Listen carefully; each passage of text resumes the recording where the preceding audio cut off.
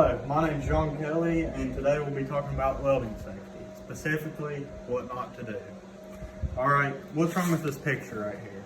There's paper, brake clean, ether, there's just a whole lot of junk up here, and you don't want that.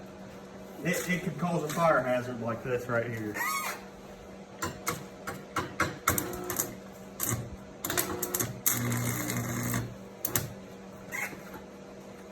Look what that did right there. Caught that on fire, and it could catch all of this on fire. It won't show you. See, that's what you're not supposed to do. All right, and if you have flammables around, such as brake cleaner, ether, or even there's bar lube for a chainsaw.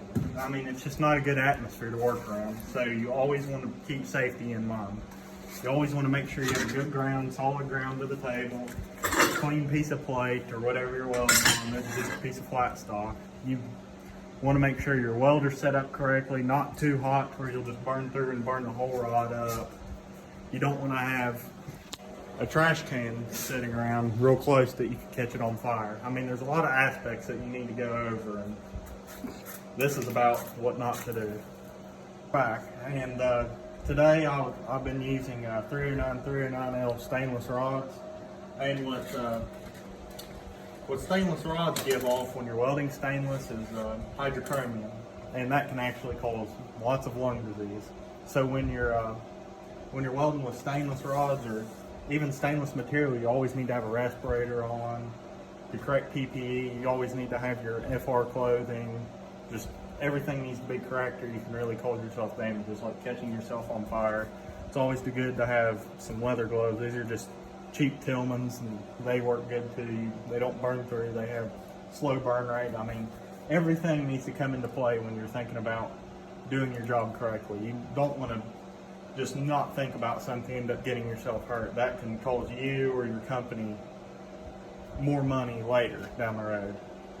Like, you don't want to have a torch setting here. Even when you're cutting with a acetylene oxygen torch, you don't want to have anything around, such as like acetone, or like I said before, starting fluid, or anything. You don't want to have paint, especially paint, because anything that's in like an aerosol can or anything that can burn through, it'll cause major damage. It can explode. Another thing you want to do is when you're moving around to this side, when you're using torches, you always want to keep the caps on them when they're not connected to your lines. Keep your caps on them, because if they're not, torch bottle falls over, knocks the valve off, it becomes a missile, and it'll shoot around all day long. You want to make sure everything's connected safely. See, I have a bunch of safety chains on this. It's connected very well. But before you're welding, you always want to make sure you have a clean surface. This isn't that clean a surface. I'm just doing a what not to do. But if you want stick welding, it's not that key to have such a clean surface. You can weld through stick welding, but just make sure you have a clean surface. And I'm going to lay another bead for you all, and we'll call it a day.